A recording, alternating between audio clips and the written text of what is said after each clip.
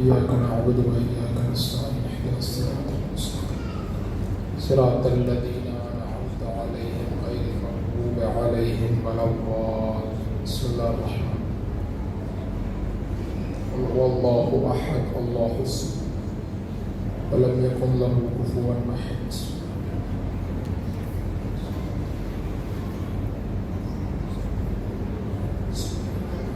قل هو الله أحد الله الصمد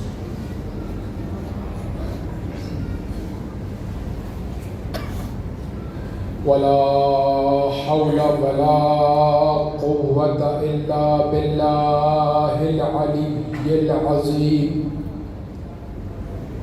أعوذ بالله من الشيطان الرجيم. بسم الله الرحمن الرحيم.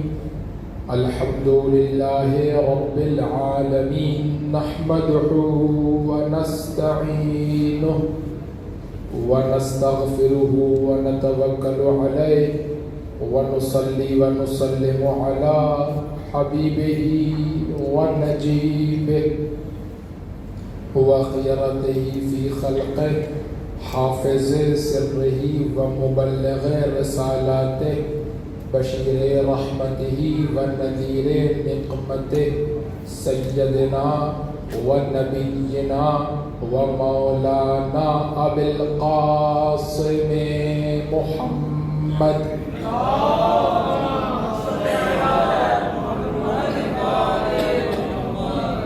وعلى آله الأطيبين الأطهرين الأنجبين الهداة المهديين المعصومين المكرمين المظلومين الذين أذهب الله عنهم الرجس وطهرهم تطهيرا.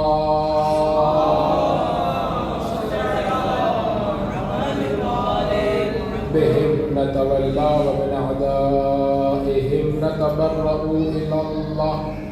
أما بعد فقد قال الله تبارك وتعالى عز اسمه.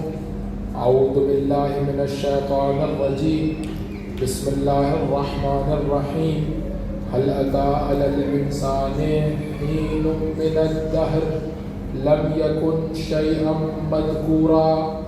إنا خلقنا الإنسان من نطفة أمشاج نبتليه وجعلناه سميعا بصيرا. إنا هديناه السبيل إما شاكرا وإما كفورا. صلوات پڑھیے محمد و آل محمد.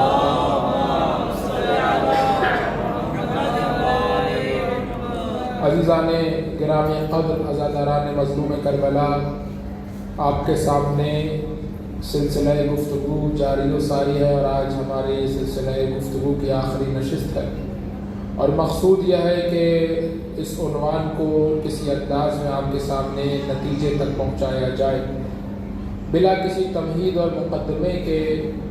میں آج آپ کے سامنے سورہ مبارکہ دہر کی ان آیتوں کا ترجمہ پیش کرنا چاہتا ہوں. پروردگار متعال ارشاد فرما رہا ہے: هل أتى على الإنسان حين من الدهر، کیا انسان پر ایک ایسا زمانہ نہیں آیا لم يكن شيئا مذكورا، کہ جب وہ قابل تذکرہ بھی نہیں تھا.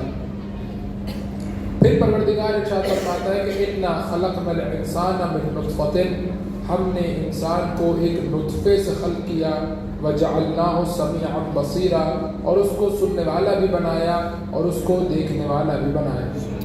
اور اس کے بعد انا ہدیناہ السبیل، ہم نے راستہ اس کو دکھا دیا، اما شاکرا و اما کفورا، اس کی مرضی ہے شکر گزار بندہ بن جائے، اس کی مرضی ہے کفران نعمت کرنے والا ہو جائے.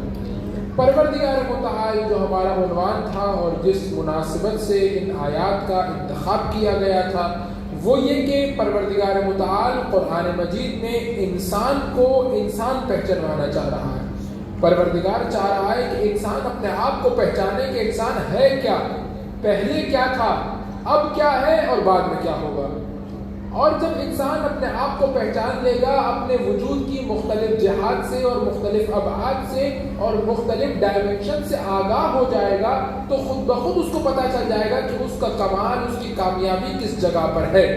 اور اس نے کیا کرنا ہے کہ جس سے اس کو دنیا اور آخرت میں کمال اور کامیابی نصیب ہوگی۔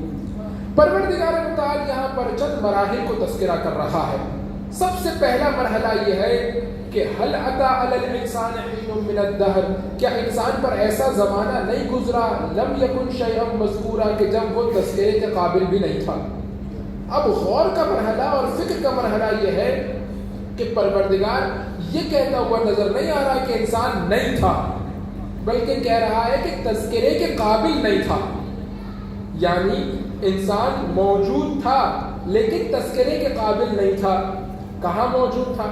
تو اب یہاں پر یہ ایک مفصل عنوان ہے کہ جو یہاں سے آپ کے سامنے پیش کیا جا سکتا ہے کہ انسان کا وجود کہ جو ظاہری طور پر ہم دیکھتے ہیں کہ جب انسان اس دنیا میں متولد ہوتا ہے، اس دنیا میں آتا ہے، شکم مادر سے اس دنیا میں آنکھیں کھولتا ہے، اس وقت انسان خلق نہیں ہوتا، اس وقت انسان وجود میں نہیں آتا، اور اس سے پہلے کہ جب شکم مادر میں آتا ہے تب بھی انسان خلق نہیں ہوتا، بلکہ تمام انسان یعنی تمام تر انسانیت آدم کی خلقت کے ساتھ وجود میں آ چکی تھی۔ تمام تر انسانیت، کیوں؟ کیونکہ پروردگار متعال جو خلقت کو آگے بڑھاتا ہے وہ نطفے کے ذریعے سے بڑھاتا ہے، اور تمام تر انسانیت نطفے کی صورت میں صلب آدم میں رکھ دی گئی تھی۔ یعنی انسان اس دنیا میں جب آنکھ کھولتا ہے، جو اس کی ڈیٹ آف برتھ ہے، جو تاریخ ولادت ہے، جو تاریخ پیدائش ہے، اس دن وجود میں نہیں آتا، اس دن اس دنیا میں ظاہر ہوتا ہے۔ وجود میں کب آیا تھا؟ جب پروردگار متعال نے آدم کو خلق کیا تھا، اسی وقت انسان وجود میں آ گیا تھا، یعنی انسان اسی وقت وجود میں آ گیا تھا، اس نے وجود پا لیا تھا، لیکن تھا کہاں؟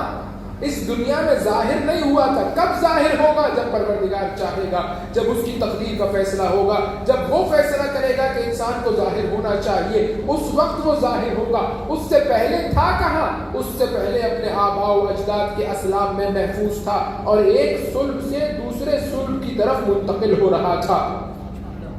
بس انسان آدم کی خلقت کے ساتھ وجود میں آ گیا تھا۔ پروردگار اس لیے یہ نہیں کہہ رہا کہ تم وجود نہیں رکھتے تھے، تم نہیں تھے، نہیں، پروردگار کہہ رہا ہے هل اتى على الانسان حين من الدهر، کیا انسان پر ایک ایسا زمانہ نہیں گزرا لم يكن شيئا مذکورا جب وہ تذکرے کے قابل نہیں تھا۔ یعنی کیا؟ یعنی اس کا کوئی تشخص نہیں تھا، کوئی تعارف نہیں تھا، کوئی آئیڈینٹی نہیں تھی، اسے پہچانا نہیں جاتا تھا اور نہ پہچانا جا سکتا تھا۔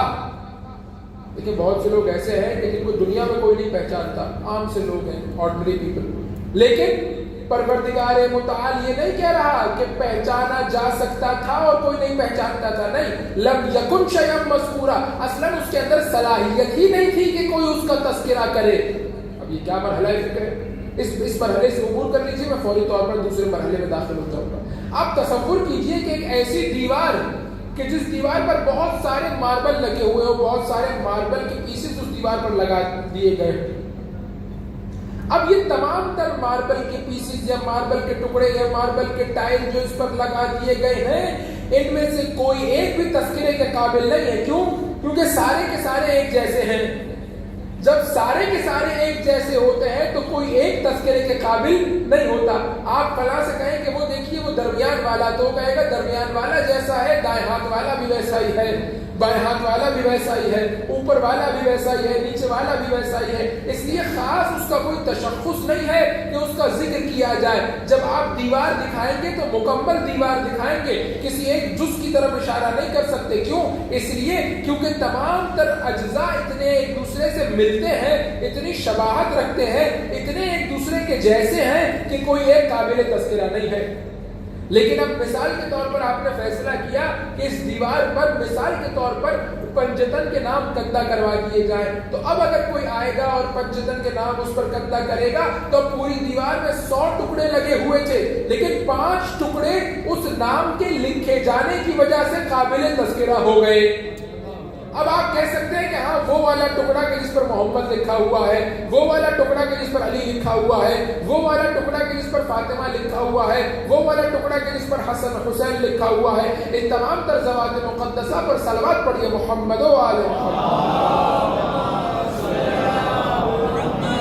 بس آپ توجہ فرما رہے ہیں کہ ٹکڑے جیسے ہوں گے قابل شناخت نہیں ہے، کوئی آئیڈینٹی، کوئی تشخص، کوئی تعارف نہیں رکھتے، لیکن جیسے ہی ان میں سے ایک دوسرے سے مختلف ہو جائے گا اور اس پر کچھ لکھ دیا جائے گا، اس کا رنگ مختلف کر دیا جائے گا، اس کو تشخص عطا کر دیا جائے گا، اس کو آئیڈینٹی دے دی جائے گی، تو اب یہ قابل تذکرہ بن جائے گا، اب یہ قابل تذکرہ۔ اب آپ کسی کو اشارہ کر کے دکھا سکتے ہیں کہ پوری دیوار نہیں دکھانا چاہتا، وہ والا ٹکڑا دکھانا چاہتا ہوں۔ اس سے پہلے جب آپ اشارہ کر رہے تھے تو آپ کا اشارہ کسی ایک طرف نہیں تھا بلکہ پوری دیوار کی طرف تھا، لیکن اب جب ایک ٹکڑا منفرد ہو گیا تو اب جب آپ اشارہ کریں گے تو وہ منفرد ٹکڑے کی طرف اشارہ کریں گے۔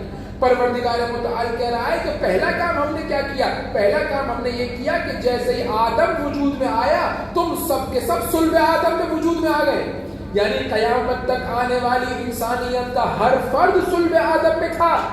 اور جب کہا جا رہا تھا کہ اے شیطان ہے ملائکہ سجدہ کرو آدم کے سامنے، تو تمام کے تمام انسان صلب آدم میں موجود تھے اور ساری کی ساری انسانیت کو سجدہ کروایا جا رہا تھا تاکہ انسان اپنے مقام کو پہچانے کہ اسے ملائکہ کے مقابلے میں اشرف المخلوقات بنایا گیا ہے۔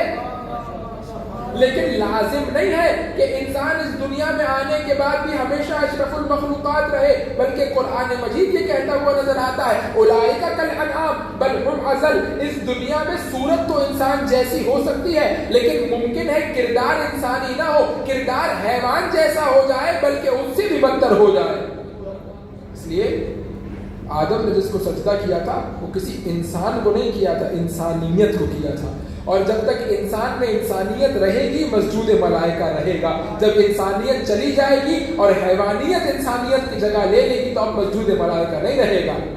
اس لیے انسان کے لیے ضروری ہے کہ اپنی ظاہری صورت کے ساتھ ساتھ اپنے وجود میں انسانیت کو محفوظ رکھے۔ اب اگلے مرحلے کی طرف پروردگار کیا کہہ رہا ہے؟ پروردگار کہہ رہا ہے پہلا کام جو ہم نے کیا وہ کیا کیا؟ پہلا کام ہم نے یہ کیا کہ تم قابل تذکرہ نہیں تھے۔ قابل تذکرہ نہیں تھے یعنی کیا؟ مثال میں نے آپ کی خدمت میں پیش کی، اس کو اپنے اذہان عالیہ میں محفوظ رکھیے گا کہ تم قابل تذکرہ نہیں تھے یعنی کیا؟ یعنی تم الگ سے تشخص نہیں رکھتے تھے بلکہ تم بہت سارے وجودوں کے درمیان گم ہو چکے تھے۔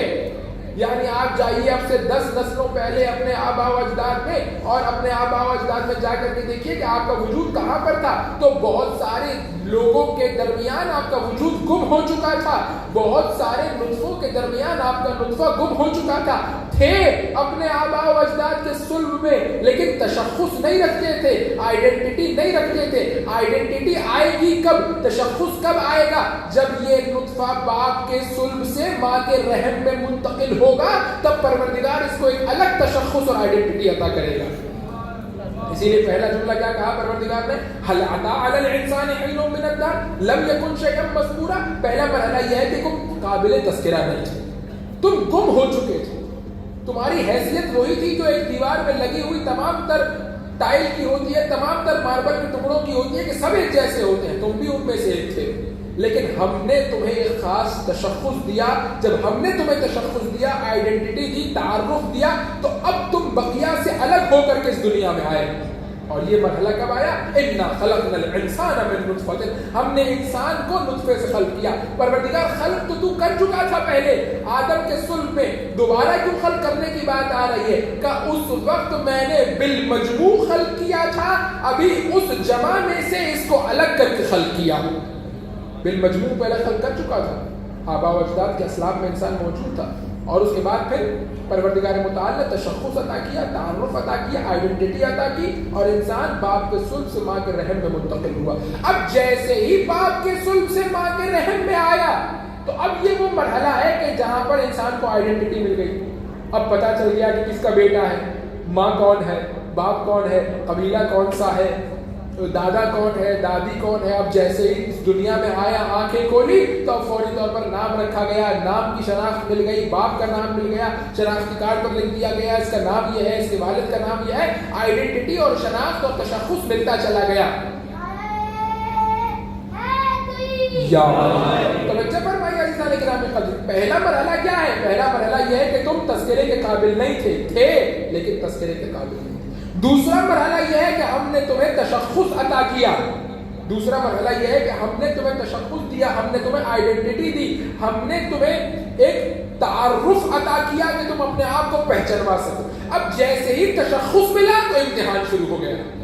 اب تک امتحان نہیں تھا، جب باپ کے صلب میں تھے تو نہ کوئی سوال کیا جائے گا قیامت کے دن کہ باپ کے صلب میں نماز پڑھی یا نہیں پڑھی، روزہ رکھا یا نہیں رکھا، بڑوں کا احترام کیا یا نہیں کیا، حج پر گئے تھے یا نہیں گئے تھے، محبت اہل بیت تھی یا نہیں۔ باپ کے صلب میں یہ جواب نہیں دیا جائے گا، لیکن جیسے ہی اس دنیا میں قدم رکھا امتحان شروع ہو گیا۔ لیکن اس کے باوجود پروردگار متعال کے کرم کا تقاضا یہ ہے کہ پروردگار فوراً امتحان کو شروع نہیں کرتا، بلکہ کیا کہتا ہے کہ اپنی زندگی کو آگے بڑھاؤ، کچھ چلنا سیکھو، گرو گے، چلنا سیکھو گے، جب بلوغ کے مرحلے تک پہنچ جاؤ گے اس کے بعد ہم تمہارا امتحان شروع کریں گے، اور اس بلوغ کے مرحلے تک تمہاری تمام تر ضرورتوں کو پورا کرنے کے لیے تمہیں ماں باپ کا سہارا عطا کیا، تمہیں ماں باپ کا سہارا تھا۔ اسی لیے پروردگار متعال کے ناموں میں سے ایک نام کیا ہے؟ یا راحمت طفل الصغیر، اے چھوٹے بچے پر رحم کرنے والے۔ پروردگار کہاں چھوٹے بچے پر رحم کرتا ہے؟ چھوٹے بچے پر تو ماں رحم کرتی ہے، ماں محبت کے ساتھ پیش آتی ہے، لیکن پروردگار یہ سمجھانا چاہتا ہے پہچانو اس خالق کو کہ جس نے ماں کے دل میں بچے کی محبت کو رکھا ہے، اس پروردگار کو پہچانو جس نے ماں کے دل میں بچے کی محبت کو رکھا ہے۔ موسیٰ کوہ طور پر جا رہے ہیں اور پروردگار سے الگ الگ طرح کی چاہتیں کرتے ہیں، الگ الگ طرح کے مطالبات کرتے ہیں۔ ایک دن کہنے لگے پروردگار میں ماں دیکھنا چاہتا ہوں بغیر ممتا کے، ماں دیکھنا چاہتا ہوں بغیر ممتا کے۔ اور پروردگار کو بھی اپنے نبی سے اتنی محبت تھی کہ پروردگار نے کہا ٹھیک ہے دکھائی دیتے ہیں۔ ایک دفعہ پروردگار متعال کن فیکن کا مالک ہے، ایک دفعہ پروردگار متعال نے ارادہ کیا۔ اب جیسے ارادہ کیا تو ماں اور بچہ موسیٰ کے سامنے تھے اور ماں کے وجود سے ممتا جدا ہو گئی۔ اب جیسے ہی ممتا جدا ہو گئی تو موسیٰ کے سامنے بچے کو زمین پر رکھا، بچہ بلبلا رہا ہے، بچہ تڑپ رہا ہے، بچہ رو رہا ہے، بچہ بلک بلک کر کے آنسو بہا رہا ہے، لیکن ماں نے بچے کو چھوڑا اور جانے لگی۔ کچھ قدم ماں نے آگے بڑھائے، موسیٰ سے یہ حالت دیکھی نہ گئی بچے کی۔ ایک دفعہ تڑپ کر کے کہا پروردگار ممتا کو واپس پلٹا دے۔ پروردگار نے دوبارہ ارادہ کیا، ممتا دوبارہ ماں کے وجود میں آئی اور ماں دوڑی اور اس بچے کو اپنی آغوش میں لے لیا، تاکہ موسیٰ کو پتا چلے کہ ممتا ہم نے رکھی ہے ماں کے وجود میں۔ اور یہ ماں باپ کا سہارا دیا، یہ ماں باپ کا سہارا اس لیے تاکہ تم چلنا سیکھو، تاکہ ماں باپ تمہاری ضرورتوں کو پورا کریں۔ اسی لیے کیا کہا گیا؟ لڑکی کے لیے 9 برس، لڑکے کے لیے 15 برس کیا ہے؟ بلوغ کی عمر ہے۔ بلوغ کی عمر ہے یعنی کیا؟ قرآن مجید کیا کہتا ہے؟ یا ایھا الرسول بلغ، اے رسول پہنچا دیجئے ما انزل الیک من ربک، جو آپ کے رب کی طرف سے آیا ہے۔ بلوغ یعنی پہنچنا، یعنی ایسے مقام تک پہنچنا کہ جہاں پر تمہارا جسم بھی کامل ہو جائے، تمہاری روح بھی کامل ہو جائے اور تمہاری عقل بھی کامل ہو جائے۔ بلوغ صرف جسم کے کامل ہونے کا مرحلہ نہیں ہے، بلوغ روح اور جسم اور عقل کے کامل ہونے کا مرحلہ ہے۔ اور اب یہیں سے ماں باپ کی ذمہ داری سمجھ میں آتی ہے کہ ماں باپ کی ذمہ داری صرف یہ نہیں ہے کہ بچے کے لیے روٹی کا انتظام کریں، بچے کے جسم کی ضرورتوں کو پورا کریں، نہیں، جتنا بچے کے جسم کی ضرورتوں کو پورا کرنا ماں باپ کی ذمہ داری ہے، اتنا ہی بچے کی روح کی ضرورتوں کو پورا کرنا بھی ماں باپ کی ذمہ داری ہے۔ اسی لیے آپ جا کر کے دیکھیے دین نے کتنا خوبصورت انداز میں بیان کیا۔ دین یہ کہتا ہے، اسلام یہ کہتا ہے کہ بچے کی تمام تر جسمانی ضرورتوں کے ساتھ ساتھ پروردگار نے روحانی ضرورت کو متصل کر دیا۔ بچہ دنیا میں آیا، سب سے پہلے کیا کرتے ہیں؟ نام رکھتے ہیں۔ حق الولد علی الوالد، بچے کا اپنے والدین پر پہلا حق یہ ہے ان یحسن اسمہ، کہ اس کا اچھا نام رکھیں۔ اب بچے کی جسمانی ضرورت کیا ہے؟ بچے کی جسمانی ضرورت یہ نہیں ہے کہ اس کا اچھا نام رکھا جائے، بچے کی جسمانی ضرورت یہ ہے کہ اس کا نام رکھا جائے۔ لیکن اسلام کہتا ہے کہ نہیں، صرف نام نہیں رکھنا، اچھا نام رکھنا ہے۔ کیوں؟ کیونکہ نام رکھنا جسم کی ضرورت ہے، اچھا نام رکھنا روح کی ضرورت ہے۔ صرف نام نہیں رکھنا، اچھا نام رکھنا ہے۔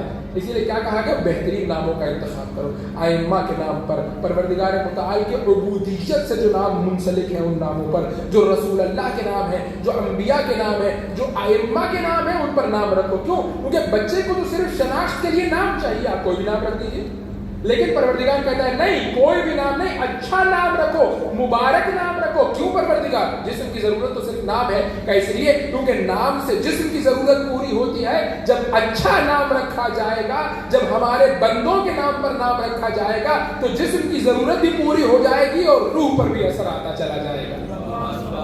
اسی لیے بعض دفعہ واقعہ ہم اپنے بچوں کا پہلا حق ہے کہ جو کھا جاتے ہیں، وہ بعض مومنین فون کرتے ہیں، بعض مومنین میسج دیتے ہیں، مولانا نام بتائیے، اور کیا کوئی ایسا نام بتائیے جو یونیک ہو، جو منفرد ہو، کسی نے نہ رکھا ہو۔ امام حسین فرماتے ہیں پروردگار مجھے 70 بیٹے دے گا، میں ہر بیٹے کا نام علی رکھوں گا، مجھے 70 بیٹیاں دے گا، میں ہر بیٹی کا نام فاطمہ رکھوں گا۔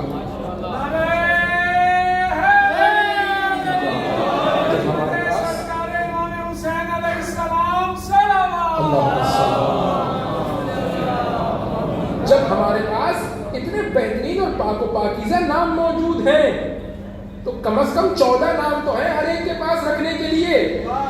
تو اب جب 15واں کوئی بچہ ہو تب نام کی تلاش میں نکلیے، جب تک 14 بچے ہیں اس وقت تک 14 نام آپ کے پاس موجود ہے رکھنے کے لیے۔ اس کے بعد پھر کیوں میں اور آپ یونیک ناموں کے پیچھے جا رہے ہیں؟ کوئی ایسا نام بتائیے، کوئی ایسا نام بتائیے مولانا کہ بعد میں جب ویزا کا مسئلہ آئے تو اس کا ویزا لگ جائے۔ یہ ہوا ہے، مذاق نہیں کرنا آپ کے ساتھ۔ کوئی ایسا نام بتائیے جس سے پتہ نہ چلے کہ یہ اہل بیت کا ماننے والا ہے، تو جب آپ پیدا ہوتے ہی اس کے اہل بیت کے ساتھ شناخت کو چھپا رہے ہیں تو یہ بڑا ہو کر کے کیا کرے گا؟ پہلا حق ہم غصب کر لیتے ہیں بچے کا، پہلا حق کھا جاتے ہیں۔ پہلا حق یہ ہے اس کا اچھا نام رکھو، اچھا نام رکھو، اہل بیت کے ناموں پر۔ قرآن سے نام رکھنا ہے، قرآن کے ناموں پر نام رکھو، لیکن پہلے کسی سے پوچھو کہ اس نام کا مطلب کیا ہوتا ہے۔ میں مثالیں یہاں پر نہیں دینا چاہتا کیونکہ بعض جگہ میں نے مثال پیش کی تو بعض مومنین کے مومنات کے نام تھے وہ ناراض ہو جاتے ہیں کہ ہمارے بچوں کے نام ہے، آپ نے وہ ممبر سے جو ہے وہ اس طرح سے بیان کیا، اس لیے میں مثال دینا نہیں چاہتا۔ لیکن دیکھیں مطلب کیا ہے اس نام کا۔ ایک لفظ کا صرف قرآن میں ہونا اس بات پر دلیل نہیں بنتا کہ آپ وہ نام رکھ لیجیے بچوں کا۔ پہلے کسی عالم سے، کسی عربی جاننے والے سے پوچھیے کہ اس نام کا مطلب کیا ہے۔ ائمہ کے نام پر نام رکھیے، انبیاء کے نام پر نام رکھیے، تاکہ پہلا حق بچے کا ضائع نہ ہو۔ کہاں سے ہماری بات چلی تھی کہ پروردگار نے جسم کی ضرورتوں کے ساتھ ساتھ روح کی ضرورتوں کو رکھا ہے اور اس طرح سے اٹیچ کیا ہے پروردگار نے کہ جدا نہ ہو سکے۔ نام رکھو، اچھا نام رکھو۔ نام رکھنا جسم کی ضرورت، اچھا نام رکھنا روح کی ضرورت۔ ماں بچے کو دودھ پلائے، کیا کر رہی ہے؟ جسم کی ضرورت کو پورا کر رہی ہے۔ بچہ بھوکا ہے، اس کی بھوک کو مٹانے کے لیے، اس کی پیاس کو مٹانے کے لیے ماں پر لازم قرار دیا گیا ہے کہ ماں بچے کو دودھ پلائے۔ کیا ہو رہا ہے؟ جسم کی ضرورت پوری ہو رہی ہے۔ لیکن شریعت اتنی خوبصورت ہے کہ شریعت نے اس جسم کی ضرورت کے ساتھ روح کی ضرورت کو جوڑ دیا ہے کہ اے ماں جب دودھ پلانے کے لیے بیٹھ تو باوضو ہو کر کے بیٹھے۔ اب جب باوضو ہو کر کے بیٹھے گی تو کیا ہوگا؟ یہ جو دودھ پلا رہا ہے یہ جسم کی ضرورت پوری ہو رہی ہے اور جو وضو کا اثر ہے اس سے روح کی ضرورت پوری ہو رہی ہے۔ دیکھیے کس طرح سے بچے کی ضرورت ہے کہ 2 لقمے روٹی چاہیے، باپ تیری ذمہ داری ہے کہ جا اور جا کر کے بچے کے لیے روٹی کے 2 ٹکڑوں کا انتظام کر، لیکن یاد رکھ حلال کی کمائی سے ہونا چاہیے۔ جو واجبات اللہ نے تیرے مال میں رکھے ہیں وہ ادا ہو جانے چاہیے۔ حلال کما کر کے لا اور حلال 2 روٹی کے ٹکڑے کھلا۔ پروردگار اس کے جسم کی ضرورت تو صرف روٹی کے 2 ٹکڑے ہیں، یہ حلال کیوں کہ روٹی کے 2 ٹکڑے جسم کی ضرورت کو پورا کریں گے، حلال روح کی ضرورت کو پورا کرے گا۔ آپ دیکھتے چلے جائیے کس طرح شریعت روح اور جسم کی ضرورتوں کو ایک ساتھ پورا کرتے ہوئے نظر آ رہی ہے۔ بچے کی تمام تر ضرورتیں، روح کی ضرورتیں بھی اور بدن کی ضرورتیں بھی پورا کرنا کس کی ذمہ داری ہے؟ ماں باپ کی ذمہ داری ہے۔ پروردگار متعال نے ماں باپ کے ذمے یہ کام لگایا ہے۔ کس کا کام ہے؟ اب اگر ماں باپ اس جہد سے بچے کی تربیت کریں تو بالکل انداز تبدیل ہو جائے گا۔ تربیت اولاد میرا موضوع نہیں ہے، لیکن ماں باپ اگر اس جہد سے بچے کی تربیت کریں کہ وہ اللہ کے نمائندے بن کر کے بچے کی تربیت کر رہے ہیں، یعنی بچے کی تربیت کرنا اللہ کا کام ہے جو اللہ نے ماں باپ کے ذمے لگایا ہے۔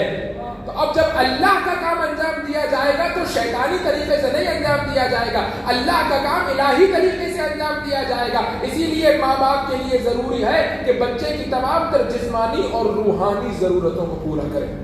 جب ایک مقام تک پہنچ جائے اس کے لیے قرآن پڑھنے والے کا انتظام کریں، جو اس کو قرآن پڑھنا سکھائے، جو اہل بیت کی مودت اس کے دل میں منتقل کرے، جو سیرت ائمہ سے اس کو آشنا اور آگاہ کرے، جو قرآن کے مفاہیم اس کو بتائے۔ کیوں؟ کیونکہ یہ اب تیار ہو رہا ہے اس مرحلے تک پہنچنے کے لیے کہ جہاں پر اس کے جسم اور روح اور عقل کی ساری ضرورتوں کو اب یہ خود پورا کرے گا، اب اس کو کسی اور کا سہارا نہیں ہوگا۔ اس بلوغ کے مرحلے سے پہلے ماں باپ کی ذمہ داری ہے کہ اپنے بچے کی تمام تر ضرورتوں کو پورا کریں، تمام تر ضرورتوں، اور صرف مادی نہیں بلکہ معنوی اور روحانی ضرورتوں کو پورا کرنا بھی ماں باپ کی ذمہ داری ہے۔ بعض دفعہ والدین اتنا زیادہ مشغول ہو جاتے ہیں اپنے بچوں کی مادی ضرورتوں کو پورا کرنے کے لیے کہ ان کی روحانی ضرورتوں سے غافل ہوتی ہیں۔ اسی لیے دین نے کیا کہا؟ اے باپ کمانے کے لیے جا اور کما کر کے روٹی لا اور بچے کے دہن میں روٹی رکھ، لیکن اس کے ساتھ ساتھ بچے کو تیرا وقت بھی چاہیے۔ بچے کو چاہیے کہ باپ کو نماز پڑھتا ہوا دیکھے، بچے کو چاہیے کہ باپ کو روزہ رکھتا ہوا دیکھے۔ کیوں؟ اس لیے تاکہ بچے کی روحانی تربیت بھی ہو سکے۔ اب دیکھیے بعض اوقات واقع افسوس کے ساتھ کہنا پڑتا ہے کہ مومنین یہ کہتے ہوئے نظر آتے ہیں کہ ہمارا روٹین اس طرح کا ہے کہ ایک ہفتہ گزر جاتا ہے، ویکینڈ پر ہمارے بچوں سے ملاقات ہوتی ہے، ویکینڈ پر ملاقات ہوتی ہے۔ بعض مومنین نے مجھے کہا کہ جب ہم واپس آتے ہیں رات میں دفتر سے تو بچے سو چکے ہوتے ہیں، جب صبح بچے اسکول جاتے ہیں تو ہم سو رہے ہوتے ہیں، اور جب بچے واپس آتے ہیں تو ہم دفتر جا چکے ہوتے ہیں۔ 7 دنوں کے بعد جب چھٹی آتی ہے تب بچوں سے ملاقات ہوتی ہے۔ اتنا انسان مادی ضرورتوں کے پیچھے نہ بھاگے کہ اپنے بچوں کو وقت نہ دے سکے، اتنا انسان مادی ضرورتوں کو پورا کرنے کے پیچھے نہ بھاگے کہ اپنے بچوں کو ان کی روحانی اور معنوی اور محبت کی ضرورتوں کو پورا نہ کر سکے۔ بس تربیت اولاد میرا موضوع نہیں ہے، میں آگے بڑھ رہا ہوں۔ بس عزیزان کرام قدر دیکھیے کہ دونوں چیزیں پروردگار نے ساتھ ساتھ، پہلا مرحلہ لم یکن شیئا مذکورا، تم تذکرے کے قابل نہیں تھے، ہم نے تشخص عطا کیا۔ کیسے؟ انا خلقنا من نطفۃ، ہم نے تمہیں نطفے سے خلق کیا، جب نطفے سے خلق کیا تمہیں تشخص عطا کر دیا، پہلے تمہیں وجود میں لے کر کے آئے آدم کے صلب میں، پھر تمہیں ماں کے رحم میں تشخص عطا کیا، اور اب اس کے بعد ماں باپ کا سہارا دیا کہ 9 برس تک 15 برس تک تمہاری تمام تر مادی معنوی روحانی جسمانی ضرورتوں کو ماں باپ پورا کریں گے۔ اب تم اس قابل ہو گئے ہو کہ اب تم اللہ کے راستے میں قدم آگے بڑھا سکتے ہو، اب تم پر تکلیف آ گئی، تمہارا امتحان شروع ہو گیا، جیسے ہی بلوغ کے مرحلے میں قدم رکھا، بسم اللہ، اب اللہ کی طرف قدم آگے بڑھا۔ بس 3 چیزیں اللہ تعالیٰ نے دی سب سے پہلے۔ ایک، پہلا وجود عطا کیا آدم کے صلب میں، دوسرا شناخت عطا کی ماں کے رحم میں، اور اس کے بعد تیسرا ماں باپ دیے کہ جو بچے کی تمام تر جسمانی اور روحانی اور مادی ضرورتوں کو پورا کریں گے۔ اور ماں باپ پروردگار متعال نے اس طرح خلق کیا ہے ماں باپ کو، اس طرح سے ان کے وجود کو اس طرح رکھا ہے کہ دونوں الگ الگ قسم کی ضرورتوں کو پورا کریں۔ اب آپ جا کر کے جو مومنین مفصل مطالعہ کرنا چاہتے ہیں وہ جا کر کے دیکھیے، بہت خوبصورت کتاب ہے شہید مرتضیٰ مطہری کی فطرت کے نام سے، اس میں شہید مرتضیٰ مطہری نے اس بات کی طرف اشارہ کیا، کہتے ہیں کہ ماں اور باپ کو پروردگار نے الگ الگ طرح سے خلق کیا ہے۔ میں بہت آسان سے مثال دیتا ہوں، یہاں پر مومنات بھی موجود ہیں، وہ اس کی تائید فرمائیں گے، شاید آپ اس بات کو چھپائیں لیکن مومنات انشاءاللہ تائید فرمائیں گے۔ جب رات کو بچہ روتا ہے، گریا کرتا ہے، بھوک لگی ہے، کوئی پریشانی ہے، ماں اٹھ کر کے گلے سے لگاتی ہے، باپ کیا کرتا ہے؟ کروٹ بدل کر کے سو جاتا ہے۔ ہاں یہ کیا ہے؟ اور ماں یہ صبح کہتی ہے کہ آپ کو تو بچے سے محبت ہی نہیں ہے، رات کو رو رہا تھا اور آپ کے کانوں پر جوں تک نہیں رہی، آپ کروٹ بدل کر کے سو گئے۔ یہ کیا ہے؟ یہ پروردگار کا انتظام ہے۔ کس طرح کا انتظام ہے پروردگار کا؟ دیکھیے، بچے کی 2 ضرورتیں، ایک محبت، ایک اس کے لیے کوئی تدبیر معاش کرنے والا ہو، اس کی روٹی کا بندوبست کرنے والا۔ اللہ نے 2 الگ الگ قسم کے لوگوں کے ذمے 2 الگ الگ کام لگائے ہیں۔ اگر باپ رات جاگے گا تو صبح کیسے جا کر کے رزق کا انتظام کرے گا، اور اگر ماں رات کو سو جائے گی تو پھر بچے سے محبت کا خیال کون کرے گا؟ اس لیے محبت کی ذمہ داری ماں کو دی ہے، رزق کی ذمہ داری باپ کو دی ہے، تاکہ جب بچے کو محبت کی ضرورت ہو ماں محبت کی ضرورت کو پورا کرے، جب رزق کی اور معاش کی ضرورت ہو تو باپ اس ضرورت کو پورا کرے۔ پروردگار کا انتظام ہے۔ اس کا مطلب کسی مقام پر یہ نہیں ہے کہ باپ کی ذمہ داری نہیں ہے کہ وہ رات کو اٹھ کر کے بچے کے ساتھ جاگے. میری بات کا یہ مطلب آپ لوگ نہ لیجیے گا, کیونکہ خود میرے لیے بھی یہ بات مشکل کا باعث بن سکتی ہے, کیونکہ ریکارڈ بھی ہو رہی ہے اور ہمارے گھر پر بھی سنی جا رہی ہے. لیکن عرض یہ ہے کہ یعنی پروردگار نے دونوں کے ذمہ الگ الگ ذمہ داریوں کو لگایا ہے. دونوں ایک دوسرے کے ساتھ کوآپریٹ کریں گے, لیکن ذمہ داریاں ایکسچینج نہیں ہوں گی. کوآپریشن دونوں کے ہونا چاہیے. اگر تدبیر معاش میں کوئی مشکل ہے تو زوجہ بھی شوہر کا ہاتھ بٹا سکتی ہے. اگر رات کو تکلیف اور زحمت کا مرحلہ ہے تو شوہر بھی زوجہ کا ہاتھ بٹا سکتا ہے. لیکن یہ دونوں کوآپریشن کا مرحلہ رہے گا, لیکن اصل ذمہ داریاں تبدیل نہیں ہوں گی. کیوں؟ کیونکہ پروردگار نے اصل ذمہ داریاں اس طرح سے ذمہ لگائی ہیں. بس صلوات پڑھیے محمد وعلی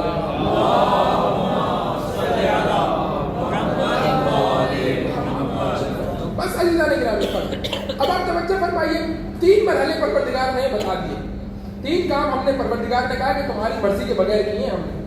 نہ تم جب آدم کے صلب میں تمہیں وجود میں لائے تم سے پوچھا, نہ جب تمہیں شناخت عطا کی تمہیں پوچھا, نہ جب ماں باپ دیے تب تم سے پوچھا. یہ 3 کام ہمارے ذمہ. آخری 2 کام ہم کریں گے, اس کے بعد تم جانو اور تمہارا کام جانو. آخری 2 کام کیا ہے؟ ایک وجعلناہ سمیعا بصیرا, تمہیں کان اور آنکھیں دے دیں گے کہ تم سن سکو اور دیکھ سکو. آخری کام 5واں انا ہدیناہ السبیل اما شاکرا و اما کفورا, باہر راستہ دکھا دیں. بس اب اس کے بعد تمہارا اپنا اختیار ہے, تم جو چاہو کرو. پروردگار اب یہاں پر میں صرف ایک مثال کا سہارا لیتا ہوں تاکہ میری بات بہت آسان ہو جائے. شاید آج کل کے بچوں کو یہ بات میری سمجھ میں نہ آئے, جوانوں کو ٹچ اسکرین کا زمانہ آ گیا. مجھے نہیں معلوم کہ ماؤس سے کتنی آشنائی ہے, لیکن کمپیوٹر میں ایک چیز استعمال ہوتی ہے, اس کو کہتے ہیں ماؤس. یقیناً سب جو ہے وہ اس سے آشنا ہوں گے, جانتے ہوں گے, کسی نہ کسی حد تک آج بھی موجود ہے. آپ کسی سے کہیں کہ بھائی میرا ماؤس خراب ہو گیا, اور وہ آئے اور آ کر کے اس کو ماؤس کو موو کرے اور کہے کہ یہ کرسر موو کر رہا ہے, آپ کیوں کہہ رہے ہیں کہ خراب ہو گیا؟ آپ کہیں کہ کرسر موو کر رہا ہے لیکن کلک نہیں کر رہا. کرسر موو کر رہا ہے لیکن کلک نہیں کر رہا. یہ ماؤس, اس کی ذمہ داری کلک کرنا ہے. کرسر کا موو کرنا اس کلک کرنے کا وسیلہ اور ذریعہ ہے, تاکہ اسے اس مقام تک پہنچایا جائے کہ جہاں پر کلک کرنا ہے. اگر موو کرتا رہے اور کلک نہ کرے تو ماؤس خراب کہلائے گا, ٹھیک نہیں کہلائے گا.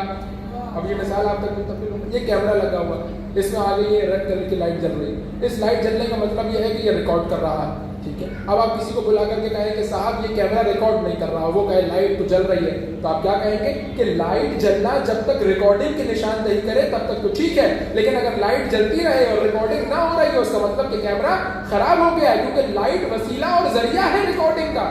لائٹ وسیلہ اور ذریعہ ہے اس بات کو پہچاننے کا کہ ریکارڈنگ ہو رہی ہے. خیر, یہ مثال آپ اپنے اذان عالیہ میں محفوظ رکھیے گا, تاکہ میں جب بات کا نتیجہ دوں گا تو میری بات بہت آسان ہو جائے گی.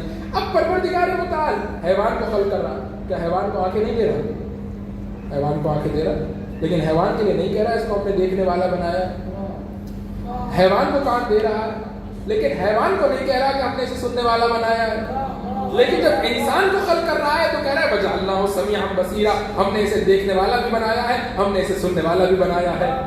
یعنی کیا پروردگار کہنا کیا چاہ رہا ہے؟ پروردگار یہ کہنا چاہ رہا ہے کہ دیکھو, اپنی آنکھوں کا مقابلہ حیوان کی آنکھوں سے مت کرنا, اپنی سماعت کا مقابلہ اور تقابل حیوان کی سماعت سے نہیں کرنا. کیوں؟ وجہ کیا ہے؟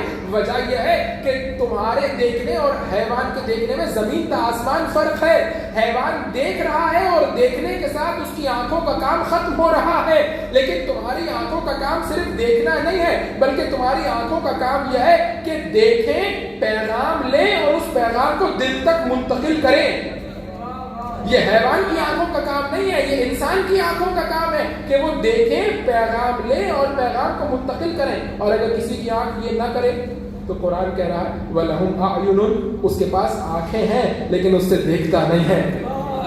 وَلَهُمْ آذَانٌ لَا يَسْمَعُونَ بِهَا, کان ہے لیکن سنتا نہیں ہے. پروردگار آنکھیں ہیں اور دیکھتا نہیں ہے, یعنی کیا مطلب؟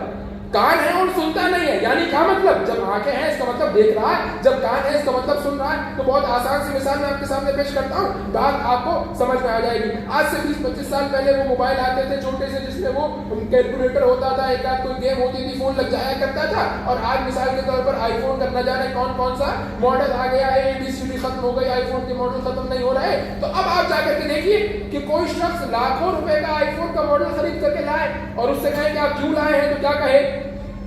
مجھے کیلکولیٹر کی ضرورت تھی اس لیے لے کر کے آیا ہوں. تو آپ کیا کہیں گے کہ احمق ہے, پاگل ہے, کیوں؟ اس لیے کہ اتنے لاکھوں روپے خرچ کرنے کی ضرورت نہیں تھی. اگر کیلکولیٹر استعمال کرنا تھا یہ کیلکولیٹر خرید لیتا یا چھوٹا سا فون خرید لیتا تاکہ اس میں کیلکولیٹر کا استعمال کر لیتا. اگر کیلکولیٹر ہی استعمال کر رہا تھا تو لاکھوں روپے خرچ کرنے کی کیا ضرورت ہے؟ پروردگار کہہ رہا ہے تمہیں ہم نے آنکھیں دی ہیں انسان کے ماڈل والی, تم کام لے رہے ہو حیوان کے ماڈل والا. آنکھیں تمہیں دی اتنے اچھے ماڈل کی, اتنے اعلیٰ ماڈل کی کہ جس میں نہ جانے کون کون سے فیچر ہیں کہ وہ دیکھ بھی سکتا ہے, دل تک منتقل بھی کر سکتا ہے, عبرت بھی لے سکتا ہے, میسج بھی لے سکتا ہے. اور تم کیا کر رہے ہو؟ تم وہی کام لے رہے ہو جو حیوان آنکھوں سے لیتا ہے. تو اس کا مطلب ہے کہ تم احمق ہو, اس کا مطلب یہ ہے کہ تمہارے اندر عقل نہیں ہے. اسی لیے خدا نے کہا وَلَهُمْ قلوب لا يفقهون بها, ان کے پاس دل تو ہے لیکن دل سے سوچتے نہیں ہیں. کیوں؟ اس لیے کیونکہ ہم نے جو آنکھیں تمہیں جس ماڈل کی آنکھیں دی ہیں یہ حیوان کے ماڈل کی آنکھیں نہیں. ظاہر میں دیکھنے میں ایسا لگ رہا ہے کہ تمہاری بھی پلک جھپکتی ہے, اس کی پلک جھپکتی ہے, تمہاری بھی پتلی موجود ہے, اس کی پتلی, لیکن تمہاری ہم نے بہترین ماڈل کی دی ہے. اس کے اندر ایکسٹرا فیچر کیا رکھا ہے؟ ایکسٹرا فیچر یہ رکھا ہے کہ یہ آنکھیں میسج منتقل کر سکتی ہے دل تک. حیوان کی آنکھیں میسج منتقل نہیں کر سکتی. حیوان دیکھتا ہے بھول جاتا ہے, دیکھتا ہے بھول جاتا ہے, لیکن انسان کی آنکھیں یاد رکھتی ہیں اور دل تک میسج منتقل کرتی ہیں. تو اب وہ جو مثال میں نے پہلے پیش کی تھی نتیجے میں اس کو استعمال کر رہا ہوں. اب اگر کوئی حیوان کی طرح دیکھتا تو رہے لیکن اس کے دل کا کنیکشن اس کی آنکھوں کے ساتھ جڑا ہوا نہ ہو تو کیا کہا جائے گا؟ کہ کرسر تو موو کر رہا ہے لیکن دل پر کلک نہیں کر رہا. کرسر تو موو کر رہا ہے لیکن دل پر کلک نہیں کر رہا. ضرورت اس بات کی ہے کہ کرسر موو بھی کرے اور دل پر کلک بھی کرے. صرف موو کرنے والی آنکھیں حیوان کی ہیں, کلک کرنے والی آنکھیں انسان کی ہیں. یا اسی لیے کیا کہا؟ وَلَهُمْ أَعْيُنٌ, آنکھیں ہیں لیکن دیکھتے نہیں. وَلَهُمْ آذَانٌ, کان ہے لا يَسْمَعُونَ بِهَا, سنتے نہیں ہیں. وَلَهُمْ قُلُوبٌ, دل ہے لا يَفْقَهُونَ بِهَا, سوچتے سمجھتے نہیں. پروردگار آنکھیں ہیں دیکھتے نہیں ہیں, کیا مطلب؟ پروردگار کہہ رہے ہیں آنکھیں ہیں اور دیکھتے بھی ہیں لیکن انسانوں کی طرح نہیں دیکھتے, حیوانوں کی طرح دیکھتے ہیں. وَلَهُمْ أَعْيُنٌ, آنکھیں ہیں لیکن دیکھتے نہیں, یعنی کیا انسانوں کی طرح نہیں دیکھتے. دیکھ تو رہے لیکن انسانوں کی طرح نہیں دیکھ رہے, حیوانوں کی طرح دیکھ رہے. سن رہے ہیں لیکن حیوانوں کی طرح سن رہے ہیں, انسانوں کی طرح نہیں سن رہے. بس پروردگار متعال نے چوتھا کام کیا کیا؟ چوتھا کام یہ کیا کہ تمہیں وَجَعَلْنَاهُ سَمِيعًا بَصِيرًا, تمہیں سننے والا اور دیکھنے والا بنایا. اور یہ سننا اور یہ دیکھنا حیوان کا سننا اور حیوان کے دیکھنے کی طرح سے نہیں ہے. یہ سننا اور یہ دیکھنا انسانی مرحلے کا ہے, انسانی ماڈل کا ہے. اس میں ایکسٹرا فیچرز پروردگار نے دیے ہیں اور وہ کیا ہے؟ وہ یہ ہے کہ یہ دل کے کنیکشن کے ساتھ جڑ جاتی ہیں. یہ آنکھیں دل کے کنیکشن کے ساتھ جڑ جاتی ہیں, یہ کان دل کے کنیکشن کے ساتھ جڑ جاتے ہیں. اب آئیے اگلے مرحلے پر. آخری کام پروردگار متعال نے کیا کیا؟ اس کے بعد ہم نے آخری یہ کیا کہ تمہارے سامنے دو راستوں کو کھول دیا. یعنی تمہارے اندر یہ صلاحیت رکھی کہ تم پہچان سکو کہ اچھا اور برا کیا ہے, اور سامنے بھی تمہارے اچھے اور برے کو الگ کر کے رکھ دیا. یعنی ہم نے اچھے اور برے کو ملا کر کے نہیں رکھا. ایسا نہیں کہ ایک ہی راستے پر ہم نے کہا کہ چلو اللہ بھی ہے, شیطان بھی ہے, فرعون بھی ہے, نمرود بھی ہے, موسیٰ بھی ہے, عیسیٰ بھی ہے, علی بھی ہے, سب ایک. نہیں, ہم نے دو راستے بنائے. ایک طرف تمہیں یہ صلاحیت دی کہ تم اچھے اور برے کو الگ کر سکو, دوسرا باہر اچھے اور برے کو بالکل الگ کر کے رکھ دیا. اِنَّا هَدَيْنَاهُ السَّبِيلَ إِمَّا شَاكِرًا وَإِمَّا كَفُورًا, دو بالکل مختلف رستوں کو تمہارے سامنے رکھ دیا اور تمہیں یہ صلاحیت عطا کر دی کہ تم پہچان سکو کہ شکر گزاروں کا رستہ کون سا ہے اور کفران نعمت کرنے والوں کا رستہ کون سا ہے. بس اب کیا کرنا ہے؟ اے انسان, تو نے صرف اتنا کام کرنا ہے کہ تو نے اپنی آنکھوں کا انسانی استعمال کرنا ہے, تو نے اپنے کانوں کا انسانی استعمال کرنا ہے, تو نے اپنے دل کا انسانی استعمال کرنا ہے. جب انسانی استعمال ہوگا خود بخود صحیح اور غلط کی شناخت ہو جائے گی. پھر تو شیطان کے, نمرود کے, فرعون کے اور یزید کے رستے پر نہیں بلکہ آدم کے اور موسیٰ کے اور عیسیٰ کے اور علی کے اور حسین کے رستے پر چلتا ہوا نظر آ رہا ہے.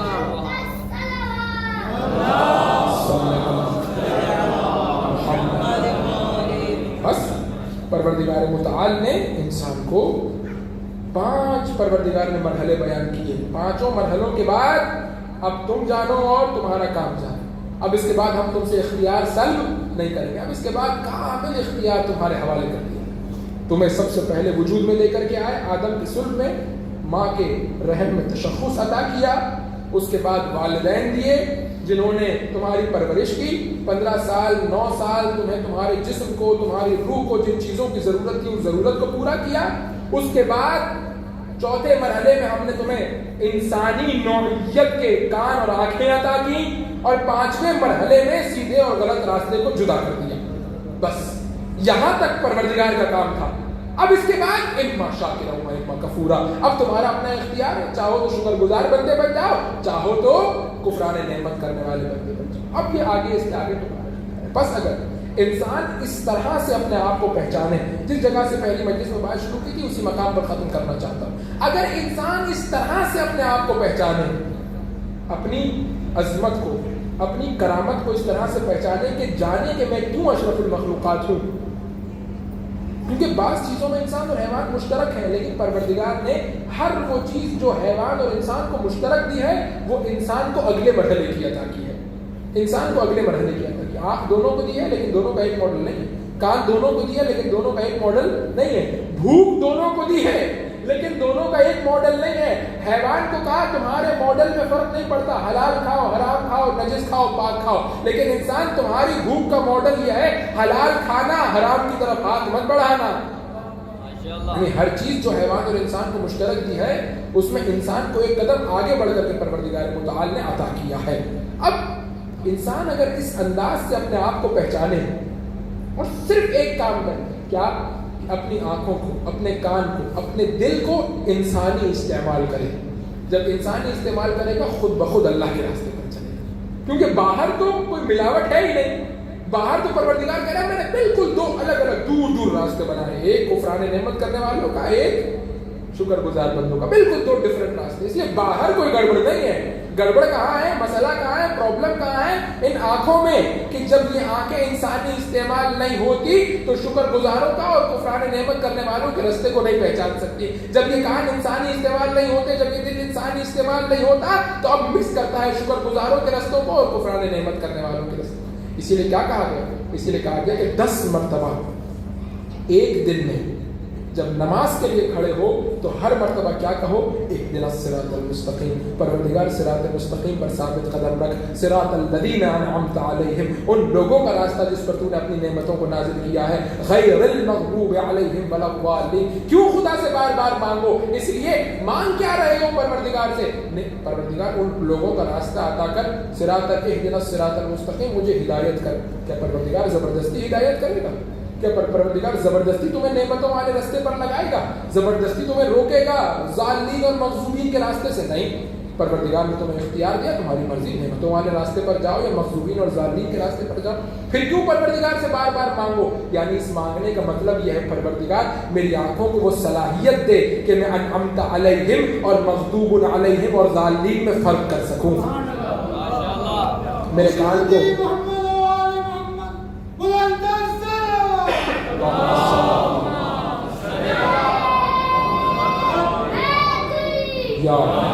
بس اس مقام سے وہ روایت جہاں سے میں نے اپنی بات کو شروع کیا تھا، من عرف نفسہ فقد عرف ربہ، جس نے اپنے آپ کو پہچانا اس نے اپنے پروردگار کو پہچانا. اگر انسان اپنی عظمت کو پہچان لے کہ پروردگار نے کس انداز سے اس کو خلق کیا ہے اور اس کو کیا کچھ نہیں دیا، تو اب ہو نہیں سکتا کہ انسان اپنے آپ کو پہچانے اور رب کی معرفت سے غافل ہو جائے. جتنا اپنے آپ کو پہچانتا چلا جائے گا اتنا رب کی معرفت حاصل ہوتی چلی جائے گی. جتنا اپنی آنکھوں کا انسانی استعمال کرتا چلا جائے گا اتنا پروردگار کی معرفت حاصل ہوتی چلی جائے گی. اور اگر گرنے پہ آئے، دیکھیے پروردگار نے کیا انسان کو جس کو کہتے ہیں ڈائیورسٹی کے ساتھ خلق کیا. اگر گرنے پر آئے تو پروردگار کہتا ہے حیوان کے مرحلے تک جا کر کے رکے گا نہیں. اولئک کالانعام بل ہم اضل، حیوان سے بھی تمہاری آنکھوں کا ماڈل نیچے گر سکتا ہے. آپ جا کر کے دیکھیے، آج دنیا میں آپ جائیے اور دیکھیے وہ کام جو حیوان جس کو کرنا پسند نہیں کرتے انسان وہ کام کرتا وہ نظر آ رہا ہے. کیوں؟ اس لیے کیونکہ اگر اپنے آپ کو انسانی مرحلے پر حفظ نہیں کرے گا تو پھر گرے گا، اور جب گرے گا تو حیوانی مرحلے تک گر کر کے رکے گا نہیں، بلکہ قرآن کہہ رہا ہے بل ہم اضل، پس سے پستر مرحلوں کی طرف جاتا چلا جائے گا. پس سے پستر. اور پھر ہوگا کیا؟ دنیا حیوانوں والی گزاری، قیامت میں حساب انسانوں والا دینا پڑے گا. قیامت میں حساب ہوگا انسانوں والا، دنیا حیوانوں والی گزاری. بس نہ دنیا میں انسان کو خوشحالی اور کامیابی نصیب ہوئی نہ آخرت میں. اسی لیے کیا کہا گیا جب خدا سے دعا مانگو کیا کہو ربنا آتنا فی الدنیا حسنۃ وفی الآخرۃ حسنہ، دنیا میں بھی مجھے کامیابی عطا کر، آخرت میں مجھے کامیابی عطا کر۔ کیوں؟ اس لیے کیونکہ دنیا اور آخرت کی کامیابی الگ الگ نہیں ہے، دنیا کی کامیابی میں ہی آخرت کی کامیابی ہے۔ دنیا میں جو انسانی استعمال کرے گا اپنی آنکھوں کا وہ بھی آخرت میں کامیاب ہو جائے گا، اس کی دنیا بھی سنورتی چلی جائے گی، آخرت بھی سنورتی چلی جائے گی۔ اب آ کر کے دیکھیے کہ یہ جو مرحلہ ہے، یہ جو مقام ہے، پروردگار اما شاکروں و اما کفورا، شکر گزاروں کا رستہ ایک، کفران نعمت کرنے والوں کا رستہ۔ پروردگار اس رستے کا نام تو نے اللہ کا رستہ کیوں نہیں رکھا؟ کہتا ہے ایک اللہ کا رستہ ہے، ایک شیطان کا رستہ ہے، نہیں، پروردگار کہہ رہا ہے ایک شکر گزاروں کا رستہ ہے، ایک کفران نعمت کرنے والوں کا رستہ ہے۔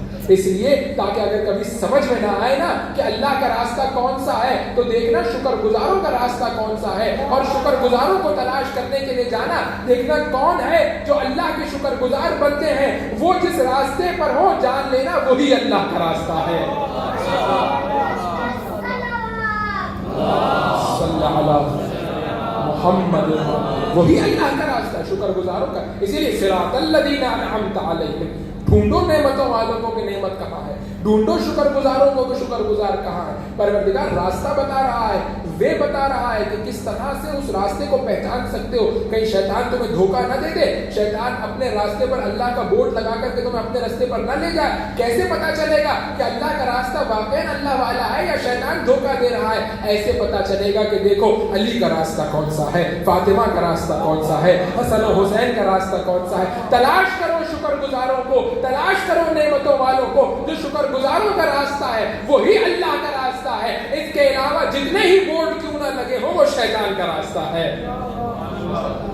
بس یہ اللہ کا راستہ ہے، یہ شکر گزاروں کا راستہ ہے۔ اور جب انسان شکر ادا کرتا ہے تو کیا ہوتا ہے؟ شکر کی تعریف کیا ہے؟ بس گفتگو منزل مسائل سے نزدیک ہو، شکر کرتا ہے۔ شکر کیا ہے؟ شکر یہ ہے کہ پروردگار نے جو دیا ہے اس کو بہترین طریقے سے پروردگار کے راستے میں خرچ کرتے ہیں، یہ ہے شکر۔ یا علی، یہ ہے شکر، یہ ہے شکر۔ جو پروردگار نے دیا ہے اسے بہترین انداز سے خرچ کرنا۔ اب آئیے اسی سورہ حلقہ، سورہ انسان، سورہ دہر کی کچھ آیتوں کو چھوڑ کر کے آگے بڑھیے، پروردگار کیا کہتا ہے؟ وَيُطْعِمُونَ الطَّعَامَ عَلَى حُبِّهِ مِسْكِينًا وَيَتِيمًا وَأَسِيرًا إِنَّمَا نُطْعِمُكُمْ لِوَجْهِ اللَّهِ لَا نُرِيدُ مِنْكُمْ جَزَاءً وَلَا شُكُورًا۔ پروردگار چند روٹیاں دی اور وہ بھی سوکھی ہوئی، سوکھی چند روٹیاں اپنے گھر میں سے نکال کر کے اہل بیت نے دی۔ واقعہ آپ سب کا سنا ہوا، نہیں دہرانا نہیں چاہتا۔ اور بہت سے ایسے ہیں جنہوں نے نہ جانے کیا کیا کچھ نہیں دے دیا اللہ کے راستے میں، ہاں، لیکن ان کا تذکرہ قرآن میں نہیں آ رہا، ان روٹیوں کا تذکرہ قرآن میں آ رہا ہے۔ وجہ کیا ہے؟ پروردگار خود وجہ بیان کر رہا ہے، انما نطعمکم لوجہ اللہ، جو اللہ کی راہ میں دیا جاتا ہے، لا نرید منکم جزاء ولا شکورا، اور تم سے نہ جزا چاہتے ہیں نہ شکریہ چاہتے ہیں۔ اگر اس کیفیت میں دیا جائے گا اور اگر سوکھی روٹی بھی ہوگی تو خدا قرآن میں تذکرہ کرے گا، اور اگر اللہ کے لیے نہیں دیا جائے گا اور پر انسان پہاڑ کے پہاڑ لٹاتا چلا جائے سونے کے، لیکن اگر لوجہ اللہ نہیں ہے تو پروردگار متعال کو نہیں چاہیے، تمہارا نہیں چاہیے۔ پروردگار کیا دیا کی اہمیت نہیں ہے، پروردگار کے یہاں کیسا دیا کی اہمیت ہے، کیا دیا کی اہمیت نہیں، کیسے دیا کی اہمیت ہے۔ اسی لیے آپ تصور فرمائیے کہ حسین ابن علی نے لاشیں 72 دی ہیں، لیکن کیسے دیے ہیں، کتنے دیے ہیں کہ بات نہیں ہے، کیسے دیے۔ اصغر کا لاشا اٹھا کر کے کہنا پروردگار اس خلیل سے قربانی کو قبول فرما، آسان بنا ہے۔ اکبر کے لاشے پر کہنا پروردگار اس خلیل سے قربانی کو قبول فرما، آسان بنا ہے۔ قاسم کے ٹکڑے اٹھاتے وقت یہ کہنا پروردگار خلیل سے قربانی کو قبول فرما، آسان بنا ہے۔ کوئی نہ شکوہ آ رہا ہے زبان پر، نہ شکایت آ رہی ہے، نہ ماتھے پر بل پڑ رہا ہے، یہ کیا ہے؟ اس لیے کیونکہ لوجہ اللہ، یہ اگر روٹیاں دیتے ہیں تب بھی اللہ کے لیے دیتے ہیں، بچے دیتے ہیں تب بھی اللہ کے لیے دیتے ہیں۔ انما نطعمکم لوجہ اللہ، اللہ کے لیے دیتے ہیں، لا نرید منکم جزاء ولا شکور، نہ تم سے جزا چاہتے ہیں نہ تم سے شکریہ چاہتے ہیں۔ وہ ان کو باقی رکھے گا کہ جس کے راستے میں انہوں نے اپنا سب کچھ لوٹا دیا. قرآن بس انتظار کیا. دل یہ چاہتا ہے کہ آج ایسی مظلومیت کا تذکرہ کیا جائے کہ جس مظلومیت نے اہل بیت کو خون کے آنسو روائے. امام سید سجاد سے پوچھا گیا مولا یہ بتائیے کہ بڑوں کا مقابلہ تو بڑوں سے ہوتا ہے, یہ چھوٹی بچی کو کیوں تماچے مارتے تھے؟ امام سجاد سے پوچھا گیا کہ یہ بتائیے کہ بڑوں کا مقابلہ, بڑوں کی جنگ, بڑوں کی لڑائی, بڑوں کا جھگڑا تھا, بچوں کو کیوں مارتے تھے؟ امام سجاد نے آنسو بہا کر کے جواب دیا کہ ان کو معلوم تھا کہ سکینہ میں ہم سب کی جان ہے, اس لیے جب وہ اس کو تماچا مارتے تھے نا تو صرف اس کو نہیں لگتا تھا, مجھے بھی محسوس ہوتا تھا, زینب کبریٰ کو بھی محسوس ہوتا. عزیزوں, بچی بعض مقامات پر ہم مجلس پڑھنے کے لیے جاتے ہیں قبائلی جہاں پر اب تک سسٹم باقی ہے, ہم کہتے ہیں کہ اگر کسی نے قتل بھی کیا ہو اور قاتل کی بیٹی آ جائے مقتول کے گھر پہ تو کہاں معاف کر دیتے ہیں, کہ بیٹی آ گئی بات ختم ہو گئی. لیکن عزیزوں, یہ بچی اس کی عمر کیا تھی؟ 4 برس کا بچہ انسان دشمن کا دیکھے تو آگے بڑھ کر کے پیار کرنے کو جی کرتا. لیکن مجھے نہیں معلوم کس قسم کے شقی لوگ تھے کہ جو اس بچی کو کربلا سے کوفہ اور کوفہ سے شام تماچوں پر تماچے مارتے رہے. ایک روایت سے میں آپ کی خدمت میں پیش کرتا ہوں. آج آخری مجلس ہے, میرا بھی جی چاہتا ہے کہ مصیبت آپ کے سامنے بیان کی جائے. ایک شخص کے جس کا نام ہے زجر ابن قیس ملعون, خود بیان کرتا ہے کہ میں نے کیا کیا. کہتا ہے کہ ایک مقام پر زینب کی آواز آئی قافلہ روکو. کا کیا ہو گیا؟ کہا کہ میری بیٹی سکینہ کہیں رہ گئی ہے, کہیں بیابان میں کہیں رہ گئی ہے, جب تک وہ نہیں آئے گی زینب ایک قدم آگے نہیں بڑھائے گی. کا مجھے حکم دیا کہ جاؤ اور جا کر کے سکینہ کو تلاش کرو, بیابان میں کہاں ہے. 2-3 باتیں سن لیجیے, میں مسائل کو ختم کر دوں. کہ جب میں گیا تو میں نے دیکھا کہ بچی درخت کی چھاؤں کے نیچے سو رہی تھی. عزیزوں, اس بچی کو زمین پر سونے کی عادت نہیں تھی, یہ بچی اپنے بابا کے سینے پہ سوتی تھی. لیکن مجھے نہیں معلوم کتنی تھک گئی ہوگی کہ اس کو خاک پر نیند آ گئی, خاک پر نیند آ گئی. کہتا ہے ایک مرتبہ گھبرا کر کے اٹھی اور اٹھ کر کے کاروان کو تلاش کرنا شروع کیا, اور کہا کہ کبھی ادھر دوڑتی تھی کبھی ادھر دوڑتی تھی, اور کہتا ہے کہ بار بار زمین پر بیٹھ جاتی تھی اور اپنے پیر میں سے کانٹے نکالتی تھی, اپنے پیر میں سے کانٹے نکالتی تھی. اور کہا کہ جب میں قریب پہنچا تو میں نے دیکھا کہ کسی کو پکار رہی ہے. عزیزوں, آپ بتائیے کہ جب بچہ گم ہو جاتا ہے تو کس کو پکارتا ہے؟ یا باپ کو پکارتا ہے یا ماں کو پکارتا ہے نا. ایک دفعہ وہ شخص کہتا ہے جب میں قریب گیا تو میں نے دیکھا یہ بچی کہہ رہی تھی چچا عباس, چچا عباس کہاں ہو, آؤ اور آ کر کے دیکھو تمہاری بھتیجی بیابان اور صحرا میں اکیلی رہ گئی, مجھے ڈر لگ رہا ہے چچا. میں بچی کے قریب گیا, بچی نے کہا کون ہے؟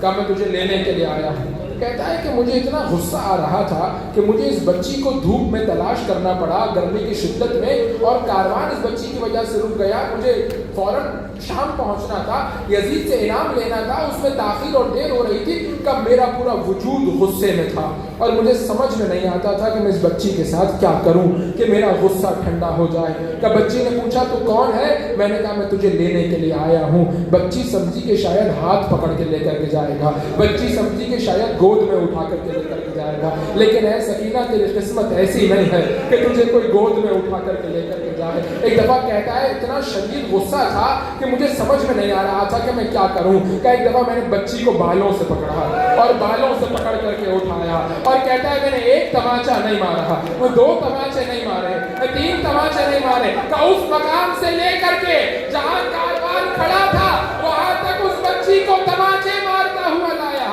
امام زمانہ زیارت ناہیہ میں کہتے ہیں میرا سلام ہو ان رخساروں پر کہ کربلا سے کوفہ اور کوفہ سے شام جن رخساروں کی رنگت تبدیل ہوتی رہی.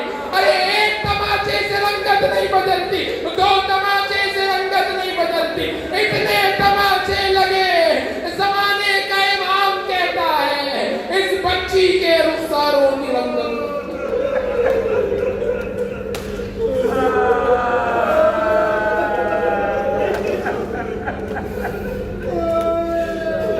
ألا ولعنة الله على القوم الظالمين وسيعلم الذين ظلموا أي منقلب ينقلبون. بار الہ اس قلیل سے عبادت کو اپنی بارگاہ میں قبول فرما. بار الہ تجھے واسطہ محمد و آل محمد کا ان آنسوؤں کو رومال زہرا میں جگہ عطا فرما. پروردگار ہمیں کوئی غم نہ دے سوائے غم حسین کے. دنیا اور آخرت میں حسین کا سہارا نصیب فرما. ہماری زندگیوں کو ہماری قبر کو نور حسین ابن علی سے منور فرما. پروردگار تجھے واسطہ محمد و آل محمد کا محبت اہل بیت کی عظیم نعمت کو ہماری آئندہ آنے والی نسلوں میں قائم و دائم فرما. پروردگار تجھے واسطہ محمد و آل محمد کا مومنین اپنے دلوں میں حاجتیں لیے فرش عزا پر آتے ہیں. پروردگار ان کی حاجتوں کو مستجاب فرما. جنہوں نے التماس سے دعا کے لیے کہا ہے ان کی دعاؤں کو قبول فرما. پروردگار تجھے واسطہ محمد و آل محمد کا آخرت میں حسین کی اماں کی چادر کا سایہ نصیب فرما. حسین کے نانا کے ہاتھوں سے سیراب فرما. پروردگار جب قبر میں ہمارا کوئی نہیں ہوگا اس دن حسین کی زیارت نصیب فرما. پروردگار تجھے واسطہ محمد و آل محمد کا دام درہم سخن قدم دین مبین اسلام کی خدمت کرنے والوں کی توفیقات میں اضافہ فرما. دشمنان اسلام کو نیست و نابود فرما. اس امام بارگاہ کی اس عزا خانے کی اس ادارے کی خدمت کرنے والے جو اس دنیا سے چلے گئے ہیں ان کی مغفرت فرما. جو زندہ ہیں ان کی توفیقات میں اضافہ فرما. پروردگار مراجین اکرام علماء اعظام مقام معظم رہبری کا سایہ دراز فرما. پروردگار ہمیں اپنے زمانے کی حجت کے آنے کی تیاری کرنے کی توفیق عطا فرما. ہمیں ہمارے بچوں کو ان کے اعوان و انصار میں شمار فرما. حضرت کے ظہور میں ان کی خوشیوں میں جلدی فرما. برحمتک یا ارحم الراحمین بجاہ النبی الامین و آلہ الطیبین الطاہرین. ان اللہ و ملائکتہ یصلون علی النبی یا ایھا الذین آمنوا صلوا علیہ وسلموا تسلیما.